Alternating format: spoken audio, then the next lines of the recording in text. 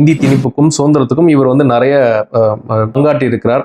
அதாவது பிராமணர்கள் எதிர்ப்பாகட்டும், இந்தி திணிப்புக்கு இவர் எதிரானவர். அதே நேரத்தில் இவர் சைவ மதத்தை மிகவும் நம்பக்கூடியவர். பெரியார் அவர்கள் என்ன பண்ணிருக்காங்கன்னா, சுயமரியாதை இயக்கம் ஆரம்பிக்கும் பொழுது கடவுள் மறுப்பு கொள்கை எடுக்கும்போது அந்த கடவுள் மறுப்பு கொள்கையும் இவர் எதிர்க்கிறார். இதனால் சுயமரியாதை இயக்கத்தில் இருக்கக்கூடிய அவங்க பெரியார் கீழே இருக்கிற அவருடைய சீடர்கள் வந்து மறைமலை அடிகளார் எங்கேயாவது போய் மீட்டிங்ல சொற்பொழிவு ஆட்டும் போது அவருக்கு எதிர்ப்பு தெரிவித்து சில இடங்களில் சண்டையும் நடந்திருக்கிறதாக வரலாறுல சொல்றாங்க. அந்த மாதிரி சண்டைகள் நடக்கும் பொழுது பெரியார் அவர்களே மிகவும் வருந்தி மறைமலை அடிகள் கிட்ட ஓப்பனாகவே மன்னிப்பும் கேட்டிருக்கிறார். நம்ம சுயமரியாதை இயக்கத்துக்காருக்கு இந்த மாதிரி பண்ணது மன்னிப்பு கேட்டு மறைமலை அடிகளாரை பற்றி புகழ்ந்து தன்னுடைய குடியரசு இதிலும் எழுதியிருக்கிறார். ஏன் இந்த சண்டை வந்திருக்கு அப்படின்னா, மறைமலை அடிகள் வந்து கேட்கிறார், நீங்க கடவுள் இல்லைன்னு நீங்க வந்து வெறும் இந்து மதத்தை மட்டும் சைவ மதத்தை மட்டும் நீங்க சொல்றீங்களே, ஏன் நீங்க வந்து ஒரு இஸ்லாம் மதத்தினரோ ஒரு கிறிஸ்டியன் மதத்தினரோ நீங்க சொல்லல? அப்படி சொல்லியிருந்தாங்கன்னா அவங்க பதில் தாக்குதல் பண்ணியிருப்பாங்கன்னு ஒரு கூர்மையான ஒரு ஆழமான ஒரு கருத்து இவருடைய ஒரு கொள்கையில் ஒரு பிடிமானமாக இருந்து இந்த கருத்து வைக்கிறார். இந்த நாள் வந்த சண்டையை தான் பெரியார் அவர்கள் இவர்கிட்ட தன் குடியரசு இதழில் மன்னிப்பும் கேட்டிருக்கிறார்.